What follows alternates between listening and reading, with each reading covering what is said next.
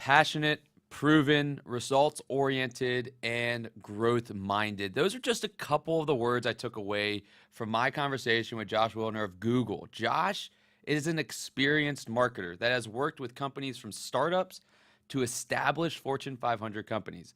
Being a part of one of the behemoths, Google, Josh has the experience and foresight to understand where the puck is going with regards to marketing. Google isn't just about search and AdWords, but also has a major bet on video with their ownership in YouTube. Josh has experience getting prospects and clients to interact with brands and execute on the goals of the brands. This is the type of experience and foresight that we all need in order to stay ahead of the curve and ensure we grow by attracting the right people. This is Bridging the Gap with your host, Matt Reiner. Josh joining us from Cali. How you doing, man? Yes, sir. Doing well, Matt. Doing really well. Great. Hold on one second. Marissa, I got some feedback. Sorry about that. That wasn't recorded. It was just I left it. Okay. All right, cool. So Josh, tell me, we worked with you here in Atlanta, and I knew a lot about you, but there's one thing I didn't know. I didn't know you were in a cover band. Was it Aerosmith, Grateful Dead, Dave Matthews, John Mayer? What was it? We did a little bit of everything. We went around and did the fraternity and sorority circuit. So it was really up to the audience as marketing is. We like to cater to our audience in the best way possible. So we did everything from classic rock, Leonard Skinner, John Mayer. We really covered the spectrum. Okay. Were you the voice, the looks, or the guitar? What were you in the band? Mainly the looks and the guitar front man. Okay. All I right. play guitar for a good bit of time, so I dabbled a little bit. That's good. And you also have your first job. Let's just talk about that for a second. That was a long tenure, at your first job. I'm sure they were really happy with that one. Yeah, so long story short there, I graduated graduate school and I took a job in Atlanta. That's what brought me there originally at a pretty major Fortune 100 company. I always knew that digital marketing was my passion. It was something that I'd been really passionate about really from day one and what I wanted my career to be driven by. And I started and I was like, yeah, this experience really wasn't, it was sold to me in a different way than it was. And as you well know, life is too short to be pursuing things you don't love. So yeah, about 2.5, 3 months in, I made the decision to leave that position, and that's what brought me ultimately to Atlanta, and that's what made you one of my ex-clients on the HC side. So And you better be blessed that that happened. hey, everything happens for a reason, and the ability of you to leave the job after 3 months really is an HR manager's dream. They love that. I mean, just go back out and make another hire, right? Yes, That's what they exactly. love to do. Well, let's get into this because Google is the behemoth in digital marketing, right? I mean, they are the best, the brand that we all know, and being inside the Googleplex is a really cool thing, and you see a lot of stuff, and I think that can help advisors be better at attracting the right people and then also communicating with their clients better. And so I want to start with a simple question. What are advisors missing out on by not utilizing the technology solutions that are provided to businesses by Google? Yeah, I'd love to start there. And I would like to firstly say, of course, the opinions that I discuss today are exclusively my own. They're not of my broader company to get the legal out of the way. And we're Um, going to throw that on the screen for the video Perfect. recording right before. Listen, I think nowadays, from a marketing perspective, there are so many self-service tools that Google offers for people really within all verticals, but in particular, financial advisors who are looking to be scrappy and to get their presence. Um, just known more broadly in the marketplace. At a very fundamental level, search is kind of a mainstay that has been around for, God, years and years. There's latent demand of people that are searching for exactly what you provide. So I think search is, if you haven't already been kind of immersed in what that is, search is a really good first place to start. But I think even more importantly, and what I'd love to touch on today as well, is really the emerging nature of video, and as it pertains to just small businesses. A lot of people within the last, I would say, 5 years have really put up a hold on video content, especially small business. And this is really emerging as something that's making an impact, not only for Fortune 100 companies, but for mom and pop financial advisors or even mid-market financial advisors across the U.S. And I agree with you on video. I mean, right now we're big on video. This is being recorded, and y'all being a leader in terms of what is out there that we see is old news. Y'all are working on some really great things inside the Googleplex. So, with that being said, you kind of gave us a lead into that with video, but what are you predicting is going to be the future of digital marketing and connecting with prospects and clients in the years ahead? So I think it's going to be less technological advancements in video, but frankly, a different focus on what I would call creative excellence. So there's been a lot of focus on people creating video for the sake of just creating it, from whether it's a TV spot or a piece of long form content. We have a kind of renewed focus internally here at Google to help advertisers drive kind of what is the right video for their business. Again, creative excellence and creative best practice, because personally, I think that we are so saturated with all that we see on social media, on television, wherever it may be. The right content to the right person at the right time is really the key. And there are many pitfalls that happen there for advertisers and small businesses alike. So I think really looking to the future, it's about how can we create the best content for our business and disseminate that to the right audience. And there's so much data that advisors now have on clients and prospects, and you can target so specifically that you can meet them at a point in their life and know so much more about them. Can you talk a little bit about that, the tools that are there for people, and how advisors can utilize those to really get their message specifically to the point that they want it, and away from the noise that's out there? Sure.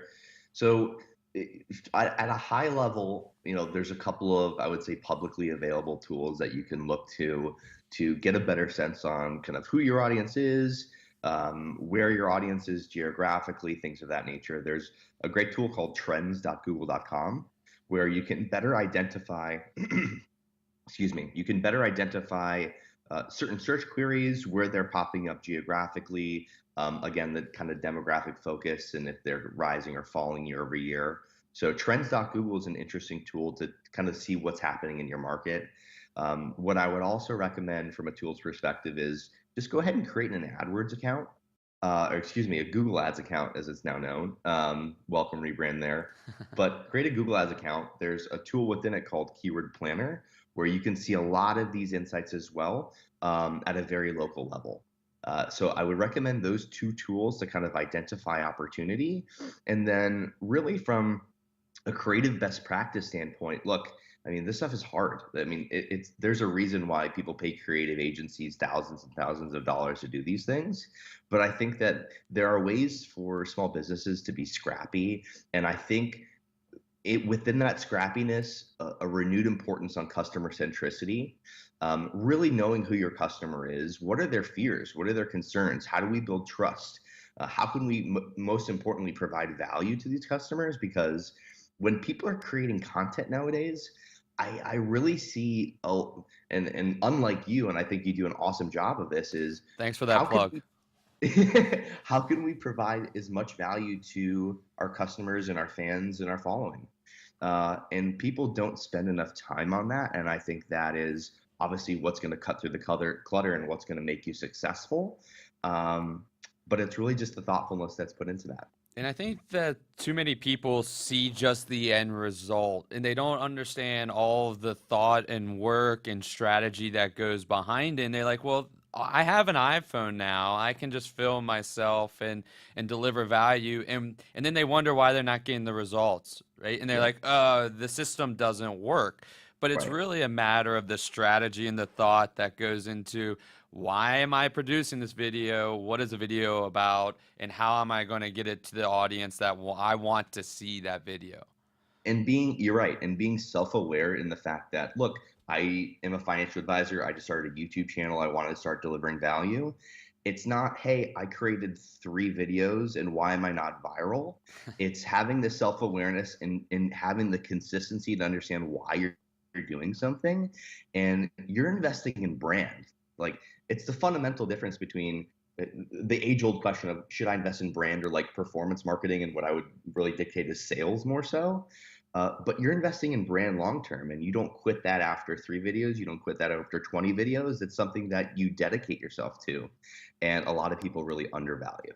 It's consistency. You said it in it's not a transaction. We're not selling a widget, we're selling a service and a relationship. And to have that brand is a consistent focus on providing value every single time. You mentioned YouTube. I want to talk about that. How do you see YouTube kind of entering the marketing force? It already is. It's got a huge presence, but I think that there are a lot of financial advisors out there don't know that they can use YouTube as a marketing tool. And I would go and bet a lot of money that there's probably a lot of financial advisors that don't have a YouTube channel. So talk to me a little bit about YouTube. Look, I mean, YouTube is the second largest search engine, aside from a little known company. A startup It's outlet. not. It's not only just cat videos. Look, this is a real platform where Fortune 100 companies are investing in, and small advertisers alike.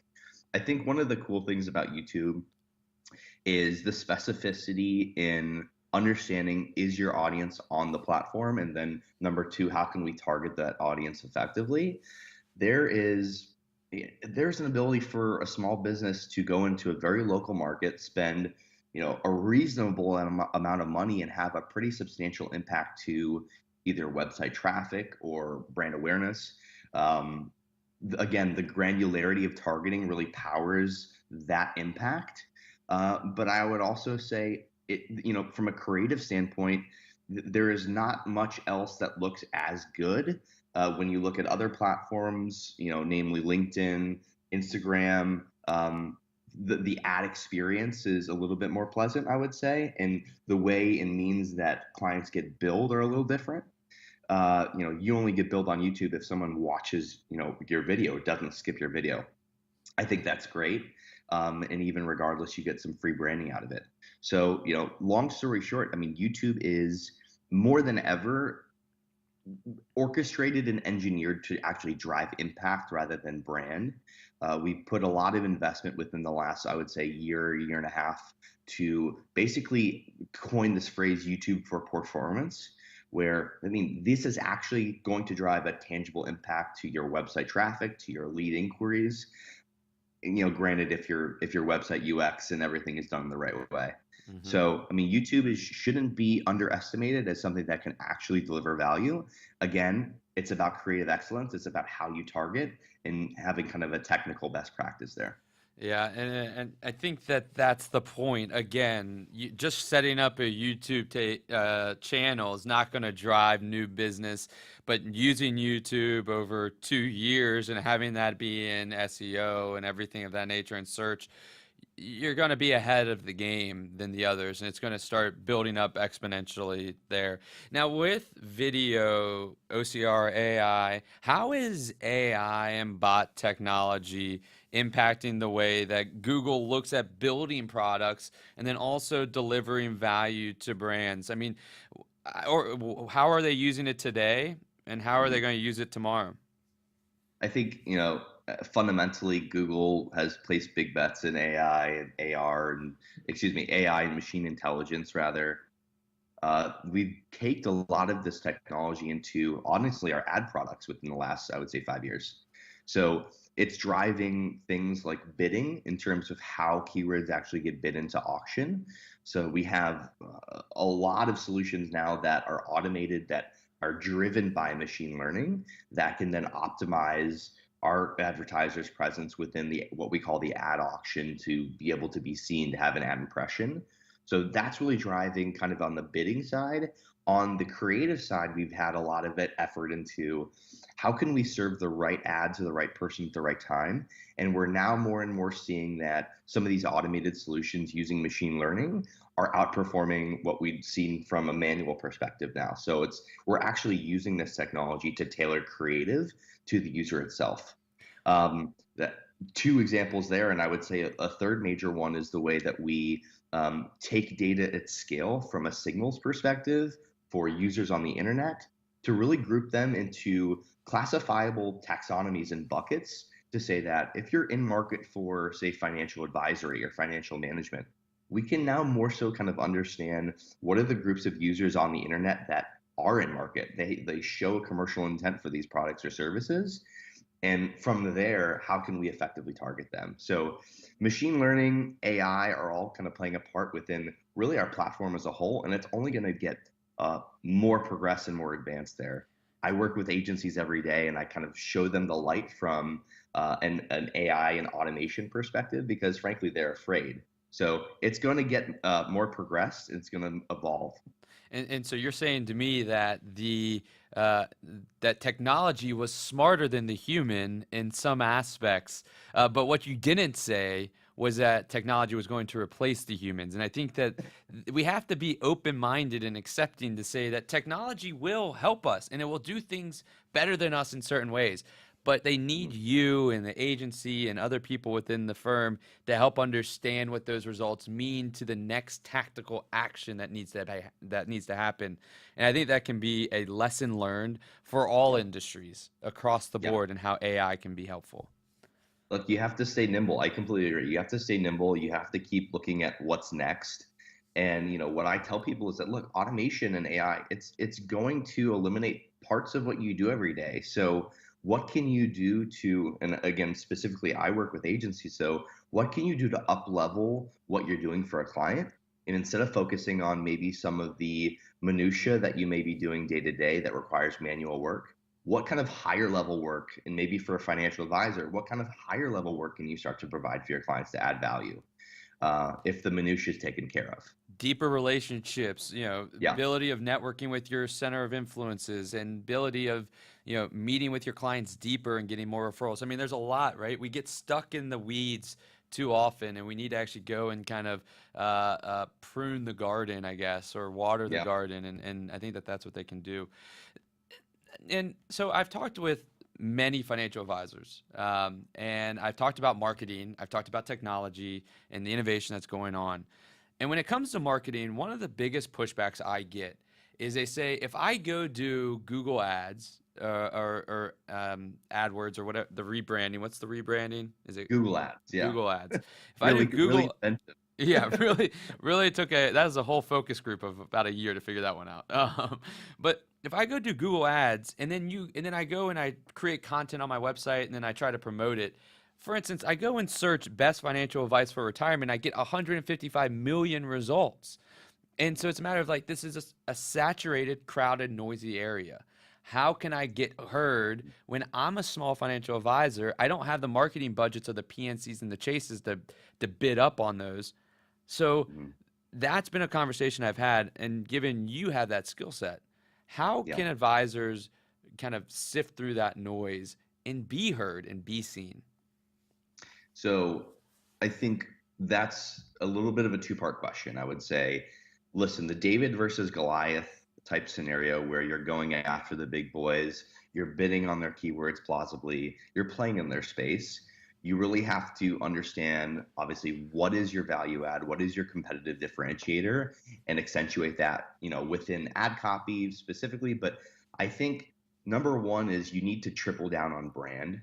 And that is content on, a really nicely done website. That is going after platforms that may be under leveraged or underutilized by the big boys. So to say that, people aren't necessarily playing ubiquitously on YouTube yet. I mean, it's still undervalued as a platform. There's still a lot of white space to play there. So how can you be scrappy? How can you be executing strategies and tactics that the big boys aren't nimble enough to do, especially at a local level? Can you speak to your consumers at a local level? I would be much more prone to responding emotionally to a YouTube video that's focused on my marketplace and the concerns of my local area than a large form content from a big box financial advisory. So it's really being customer centric, and it's also being super self-aware to understand really what are your differentiators. Is it how well you perform for your clients? Is it the type of one-to-one care that you provide? Like, let's be super self-aware in understanding that and accentuate that and execute that with strategies and tactics that may be a little bit out of the box. Because like you said, from a search perspective, you may or may not be able to compete with the PNCs and the big boys. But you can do things very tactically and very smartly that quite plausibly they'll be slow at doing. So you can really fit in and speak well there. A few things I took away from just that is, one, you got to be creative, and this takes time, right? You have to be thoughtful. Again, you have to be thoughtful, self-aware in your approach. And if you don't have that skill set, the best symbol of a leader is one that says, I don't have the skill set, I'm going to go find someone that does. And whether that's an agency or an individual, that's one, to use all these tools that are out there now to get your brand heard. But the second thing I really loved was the idea of local, right? That everybody says, when you go into a room of financial advisors, you say, what's your competitive advantage? You say, I'm local. And then you ask everybody else, is anybody else local as their competitive advantage? And everybody raises their hand. And that's so true. But the people that are local in Kansas City, Missouri versus the people that are local in Atlanta, Georgia versus the people that are local in Denver, Colorado, you can have an advantage. Talk to those local people the way that they want to be talked to. And that's something that's a scrappy way to be different and be directed. Yeah. And I think to kind of dig deeper into that, look, like the market is the market. If you're good, you're going to win, right? And I don't necessarily think all financial advisors should be winning. I think the cream will rise to the top, right? And if you have the assets and the credibility and the trust and the previous performance to kind of warrant a following and that business, I mean, I think that's going to shine through. And you can create collateral, you can create content to speak to that and to build trust and to showcase your ability. So I think now more than ever within our marketplace, it's like, hey, the market is the market. I mean, your ability is going to be more clearly seen than ever with Yelp, with the million other kind of review aggregators. So it's about how can you showcase what you do and give the best possible presentation of yourself more broadly. Right, and the cream the cream of the crop rising to the top, for financial advisors really is the truth, especially like you said with like the Yelps of the world that are coming out, and the ability and the access to information, the ability of actually having a say. More and more people, if you're not doing things the right way, people are going to find out very quickly now, and that's an advantage for the people that are doing it the right way, because that's marketing without you having to market or pay $1 for it. That's the type of marketing. Absolutely. Get your raving fans to talk about you, and you can't do testimonials, but they can talk about you to their friends and everything of that nature out of your control. Absolutely. All right, let's move into the final question here before we get into the my cheesy game, buy or sell. Is this digital ecosystem. When it comes to digital marketing, firms have to think about so much stuff: SEO, SEM, AdWords, whatever it may be, content marketing, paid ad, nurturing campaigns, landing page. The list goes on, and it's no wonder why so many advisors shy away from it, right? Because it's not their forte. It's not the way. It's a ton to digest. But what do you have to say to those that feel overwhelmed about the amount of work that goes into building a strong digital presence? And before I let you talk, because I can imagine an advisor listening to this episode right now and being like, wow, that is a lot. That is a Yeah, lot. Let me re-listen to that all. And you know what? I'm just going to go back to buying or selling my stocks. Like I'm good. So what do you right. tell that advisor to help them get over the hump to progress their firm there? Yeah, I mean, look, there's so many things that can be done. It's often very obscure as to how you get started, or at least prioritization of what you should do. I think it all starts fundamentally with a website. Like, we shouldn't even be talking about paid digital media or Instagram ads or Google ads specifically if your website isn't up to snuff. Um, I really think that putting in your work, either from an investment standpoint, paying a third party, or even just you spending the time to put thoughtful content in a very aesthetically pleasing way on a website, is the most undervalued thing that there is. It's square one. And I think honestly, it's like the easiest thing to focus on because it's such a singular kind of element in your sphere. So I would really, really stress to people that if your website looks like MS-DOS, if it looks like you're in 1998, and you really need to take a look at it, because that is the most singular lever to success when we're talking about growing your presence online. Okay, so you say my website's great, Josh. That's fine. I would say another thing from a prioritization perspective is, okay, we have a great website. Now it's really about understanding, is our content strategy really sufficient for our customer? I mean, ask people, like ask your customers, what do you wish you would have known from me before we started? What would have made you feel more comfortable kind of approaching a relationship to me? Or what would provide you value when you're my customer, number one, but also before you were my customer? It's like really, really dig in with your customers to understand what's of value. Because if you don't ask these things, and often you're surprised by the answers, but if you don't ask these things, you don't know. So again, customer centricity there. And then thirdly, after all those fundamentals are taken care of, yeah, like let's start to get your message out there. And I would say that get a partner, get a freelancer or contractor if your budget is a little low. I mean, oftentimes at a local level, you can get a contractor to do a lot of this paid media that we've been talking about on YouTube and Google search for a pretty reasonable amount, and they can get you started. So I really think that you need to hark on the fundamentals, especially the small to medium sized business. Make sure your website is the best it possibly can be, and then make sure your content is really fitting in well with what people need. I love that. That's a three-step process that anybody can implement like right away. And I think that Yeah. having people invest so much time into the look of their actual office, but they forget about their digital storefront. And no matter whether you grow by referrals or you grow through ad marketing or whatever it may be, people go to your website. And if you have a bad one, that's a bad first impression. And Yeah. first impressions matter a lot, a lot. Yeah. And I mean, you're bringing someone who could be quite plausibly a very important piece of your life, piece of your professional life, basically to your home. And your home is in disarray. It's not a good look. And it's almost 2019 now. Like, we all need to do better from a website perspective, because I still see at scale the big differentiator is quality. And especially if your website's not mobile friendly, everybody's going to your website on their phone. If you have to scroll in and zoom in to get to that, there's an issue. But I also like the idea of the content and just asking your clients, right? We always wonder, and a lot of people with technology, a lot of advisors say, my clients don't want it, they want the relationship. And I say, well, have you asked them? And they say Exactly. no. And I said, well, do you know how they communicate with their friends and family on a daily basis and other service providers?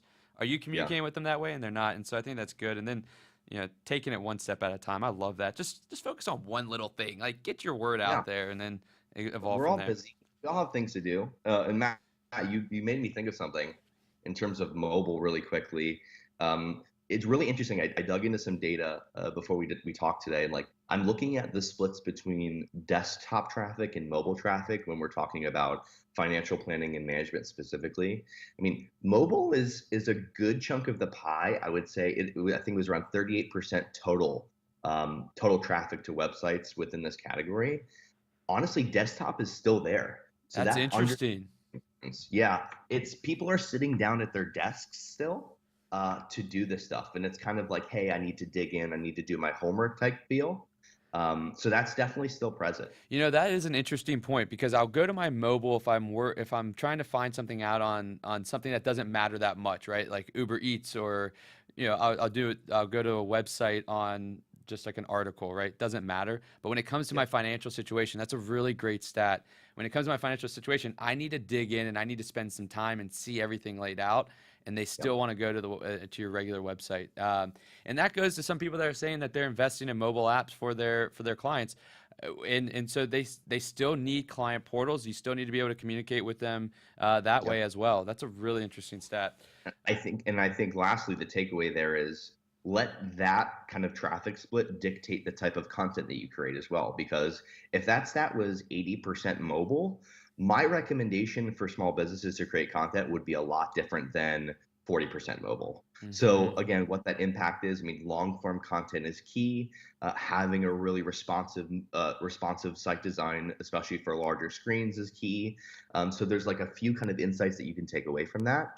But those little stats impact massively for kind of your go-to-market. I mean, right there, the advisor just got a strategy based off of one simple stat, the amount of data that Google has and can provide. And we all love numbers in the advisory world. So, I mean, they can dig in for days.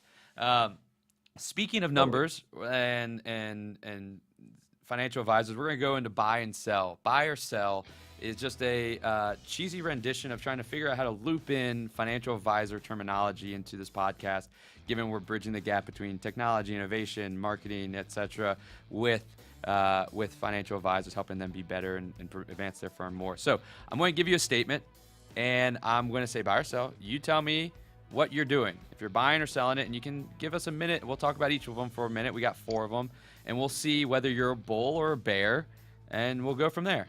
Sound good? Sounds good. All right, first one. Buy or sell. Digital marketing will be dominated by platforms not owned by Google or Facebook 10 years from now. Are you going to be looking This for a new job? this fundamentally goes against my vested interests. Um, Listen, I'm actually, I'm gonna buy that. Well, no, so I'm not actually gonna buy it. The word dominated is tripping me up here. I'm gonna sell that, but I'm gonna sell it with a caveat of the industry is going to splinter even more so. Marketing technology and ad technology is only going to become, um, it's only going to grow more. So I think that you'll see an emergence of, like we've seen within the last 5 years, more companies fitting into that overall value proposition to either look at, from an attribution perspective, from a creative perspective, there's going to be things that supplement these core platforms. So I would say digital marketing will, there'll be a lot more competitors enter. There'll be a lot more kind of supplementary firms enter, but dominated, I think that Google's in a good spot. There you go. That's a safe bet right there. That's a safe bet. And you got like the companies like down here in Atlanta with Terminus and account-based marketing, and then you got Yeah. all those types of companies coming up that are going to kind of splinter it a little bit more. All right, buy or sell. A financial advisory firm can be successful running their own digital marketing strategy internally. If they have Josh Willner on their marketing team. I will vouch for that. I will vouch for that, given we work together. Um, no, listen, seriously, I think that yes, I buy that. I think that it takes work. Like, there's no doubt about it. Like, these things take time, these things take work. I've seen it done successfully. So, yes, I buy that. You just got to put in the sweat equity. All right, I agree. If you bring in the people or you do it yourself, it's all a matter of time. Time gets you the results. All right, buy or sell. 5 years from now, greater than 70% of content that is consumed will be done via video. Oh, I'm so bullish on that. Yeah, absolutely. Backing up the truck to that one. I just bought 100% of the company. We're gonna load it up. Yeah, like, video is not going anywhere. Video, I mean, especially with voice, and where voice is going.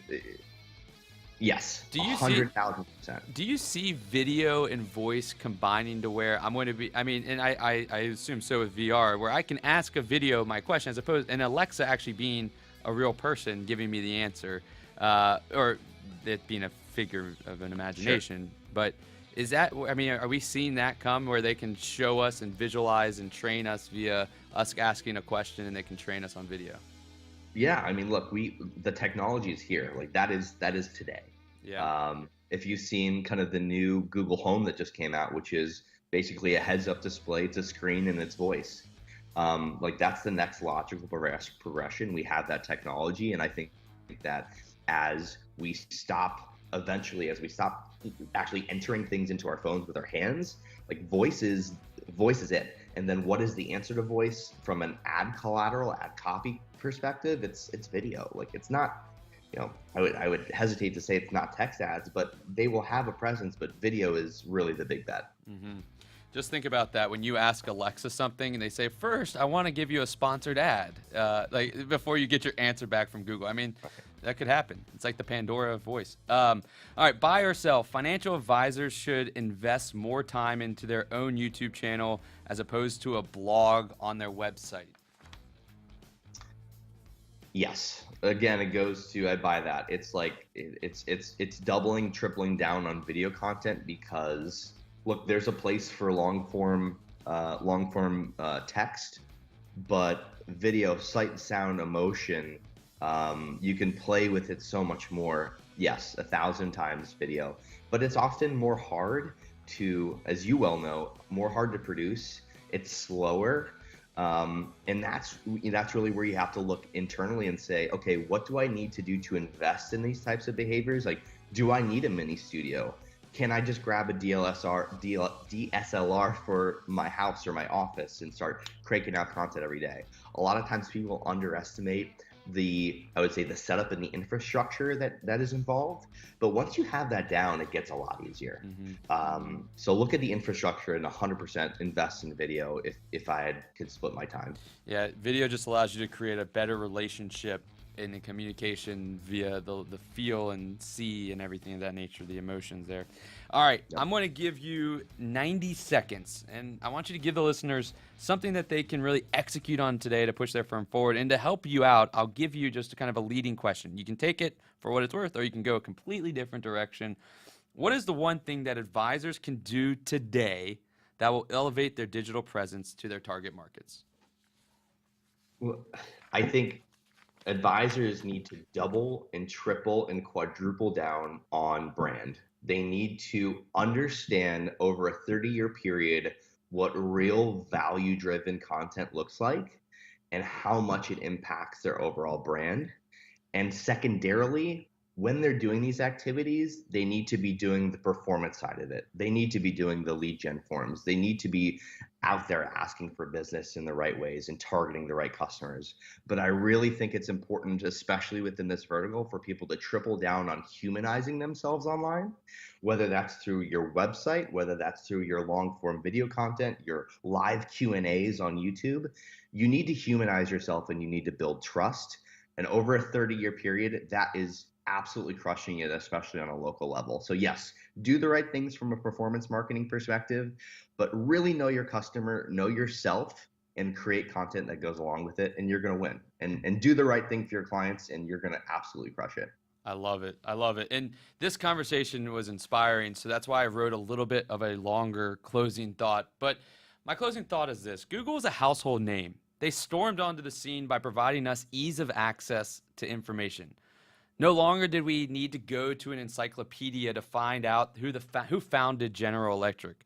Rather, we type it into that simple-looking search bar on the minimalistic website of Google.com. We gained trust in Google very quickly. But why? It was immediate satisfaction at a point of need. We had a question, they provided us an answer, and within seconds we were satisfied, never having to scroll to a second page. Confidence is built via convenience. It's a matter of giving us answers to our questions when we want them and via the medium we want to access them. As financial advisors, we can learn something from Google. Data and technology have made it easier for us to meet our clients at a point of need and even predict that point of need sooner. And we have access to more information on our clients than ever before. Use that to enhance the experience of relatability and personable form of communication with each distinct client.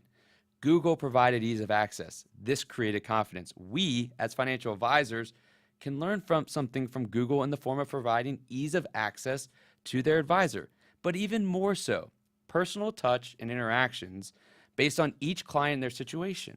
Technology can help us with this, but it won't fully solve it. It's a collective effort between firms changing their mindset and integrating technology deeper into their strategic plans, and then the tech. Josh, thank you so much for taking some time to join us on Bridging the Gap. And to all the listeners out there, I appreciate you taking some time to hear what we had to say, and I look forward to having you join us again next week. Thanks, Matt. Josh, that was awesome, dude. Thank you. Absolutely, buddy. That was fun.